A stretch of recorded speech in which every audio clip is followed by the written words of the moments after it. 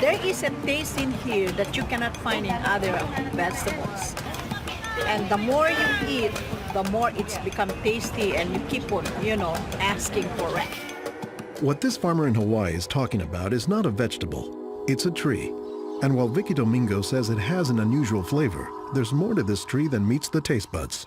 You keep on eating and eating and you can feel your body is more energetic, more healthy, and you can see the difference. You're not dropping, you keep on, just so active. You have to remove one by one like this. Domingo says she has grown this tree on her farm for more than 25 years. She harvests moringa twice a week all year round.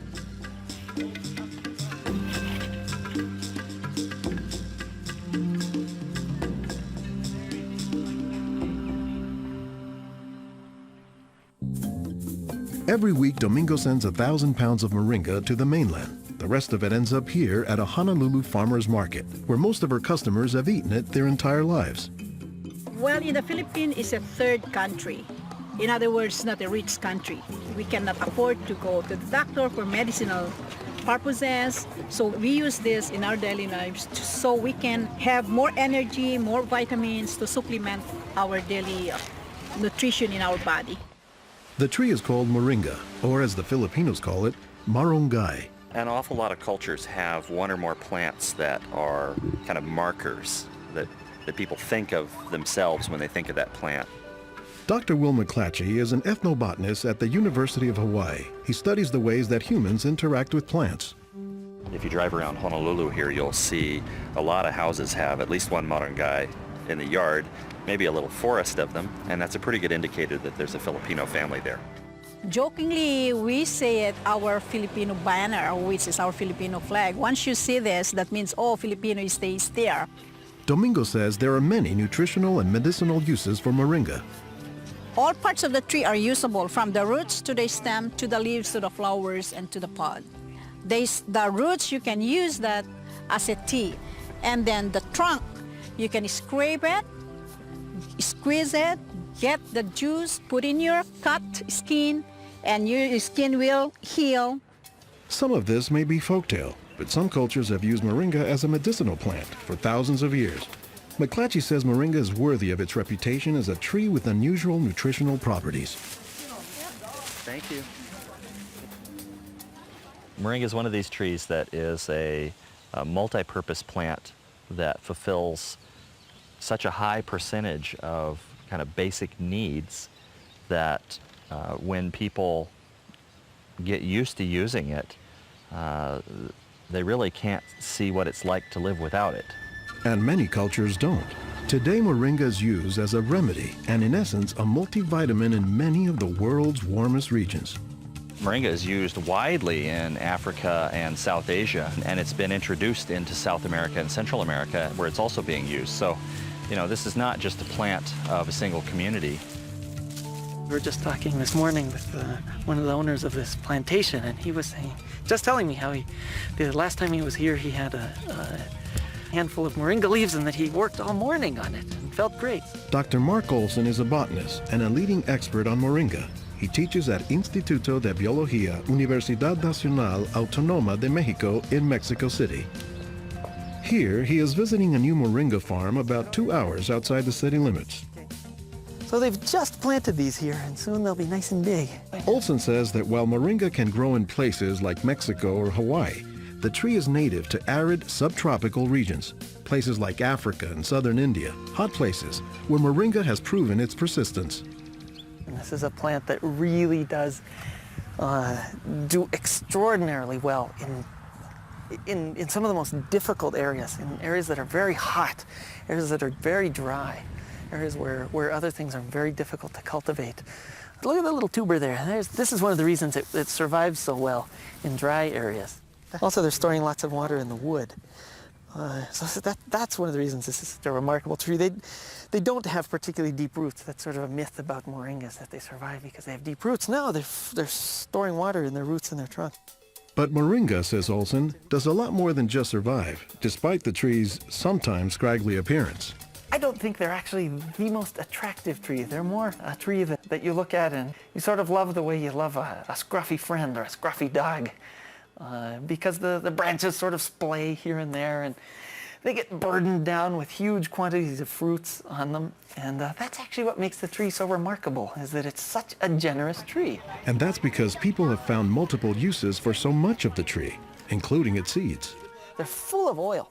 You press the seeds, and then this wonderful aromatic oil comes oozing out, which you can use for cooking, you can use for cosmetics or lubrication or whatever. And the cake, the press cake, the stuff that's left over after pressing the seed, that is what's used for water purification. Water purification, Olson says, is especially useful in developing countries where clean water is hard to come by. But the benefits don't stop there. Some of the things I think are most exciting about Moringa is, for example, the high vitamin content. There's a lot of vitamin A in the leaves. And worldwide, that's a problem. A lot of people have problems in development of their eyes because they don't have enough vitamin A. Moringa's vitamin A content, and its content of vitamins in general, has caught the attention of scientists around the world.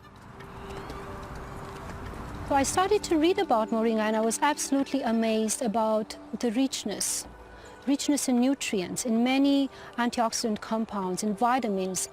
Dr. Monica Marcoux is a pharmacologist who has studied many plants. She has done extensive research on Moringa and says it has significant nutritional potency. This subject is one of the topics of her recently published book, Miracle Tree. To me, it was just a natural pathway from my scientific background and my love for trees to writing this exciting book on one of the most exciting and extraordinary trees of our world. Marcoux spends much of her time looking at trees and plants, both as a pharmacologist and as an artist. While Marcoux, the nature photographer, is grabbing shots of plants, Marcoux, the pharmacologist, says she has a bigger concern. We are having an epidemic of cancer and cardiovascular diseases and many other chronic diseases. It's because we basically do not eat what we are supposed to eat. Most of the plants are famous for a particular type of nutrient, like for instance the orange or the lemon is famous for a high content of vitamin C. The spinach, for instance, on the other hand, is famous for its iron content. Moringa is very unusual because this single plant contains a wide variety of nutrients, but also in quite very high amounts. Marcoux says this concentration of nutrients combined with low calories and low sodium content makes Moringa an ideal energy food or supplement that can help offset the typically unhealthy Western diet. Many of the Westerners are also deficient in antioxidant and anti-aging substances that are mostly found in plants. Antioxidants, according to the National Institutes of Health, protect the body's cells and may prevent cancer. And Marcoux says Moringa is a treasure trove of antioxidants that happen to work hand in hand. Antioxidant substances and antioxidant vitamins work together in the body. For instance, it's known that selenium works better in the presence of vitamin E. Moringa has high amounts of selenium and has also vitamin E. While many plants contain antioxidants, Dr. McClatchy says that Moringa is also high in the nutrients we usually associate with meat. Moringa is well known for being a good source of leafy green vegetable protein. And you don't get a lot of protein out of many vegetable foods other than like beans and things like that. So getting it out of the leaves is really a big deal. And while there are a few other plants like soy that are protein rich, Olson says Moringa is special. I have a lot of food allergies. I'm allergic to wheat, I'm allergic to eggs. Soy tends to be a fairly highly allergenic food. It causes allergies easily in many people. We think that this is because of the form that some of the proteins are in soy. They're apparently in a form that's very simple and fairly easy for the body to assimilate in Moringa. According to the United States Department of Agriculture, Moringa contains 18 of the 20 amino acids, building blocks of proteins that are found in the human body. And says Marcoux, Moringa is one of the few plants that contains all of the essential amino acids. Moringa contains all the 9 essential amino acids that actually we cannot produce. Their presence, but also their ratio, is very beneficial, and it is estimated that this ratio is very good for absorption and for being bioavailable to our bodies. Further research is needed to establish the bioavailability of all of moringa's nutrients. But in some places, scientific studies may be too long a pursuit and take a back seat to a harsh reality. In most of sub-Saharan Africa, any baby has a 20% chance of dying before he reaches the age of 5. In some countries, up to 40%. And even those who survive past the age of 5, up to half or more will suffer from malnourished physical and mental development. C'est des lésions de malnutrition. These are lesions caused by malnutrition around the neck and around the waist. They are dry now, but will become permanent scars. As the former regional representative for Church World Service in Senegal for 16 years, it was Lowell Fugley's mission to help local clinics develop ways to save children at risk to malnutrition. Having been born myself into a middle-class American family, I thought it was just by chance that I was born in these conditions and not in the condition of a poor African family in the bush of Africa and living a malnourished life. And so I have a certain obligation to share what I received. In his quest to combat malnutrition, Fugley came across moringa in the late 1990s. It contains more vitamins and minerals in various combinations than you find in any other possible vegetable. And I thought to myself, if this source of nutrition could be made available at the village level, then this could be a very effective tool in preventing malnutrition. What Fugley says he didn't know at the time was that the Senegalese people were already familiar with moringa. It was only through a Peace Corps volunteer working in forestry who told me that, oh, moringa is already growing in Senegal. Not only was it growing, the people had been using it for generations, only they didn't refer to it as moringa. They called it nebedai, which Fugley suspects comes from the English words never die, after the tree's resilience. I ask any Senegalese, do you know the nebedai tree? Oh, yes, my mother makes a sauce from the leaves of this tree. We call it mboum. Every Senegalese knew this tree. The problem, says Fugley, was that it was prepared and used in ways that diminish moringa's nutritive contents. They boil the leaves too long. They throw out the water that is boiled in and where many of the vitamins are located. And so they lose a lot of the benefits that the leaves could provide. So Fugley went to work, both planting moringa trees and, more importantly, educating healthcare workers on how moringa can help stave off malnutrition. Regarde tonton. Regarde celui-là. Regarde tonton. Tu as vu? Non, non, celui-là même. Pour le moringa. I was trained in 1998, and right away we saw the virtues of using moringa because of its very high nutritional value. So we began using it right away on an experimental basis. Après la formation, con le moringa. Healthcare workers learned to grow their own moringa trees, dry the leaves, and pound them into powder, maintaining all the nutrients. Nursing mothers were taught to add a spoonful of moringa to their food morning, day, and night to increase their milk production. They were also told to add moringa to all of their family's meals. When we introduced this tree in Senegal, or uses of the tree and different ways of using it, the reactions of the people there was that, well, this is our tree. You know, you're just adding on what we know already. As people changed their habits, Fugley says the results were clear, especially among children. They'll look happier, they'll have more energy, they'll smile.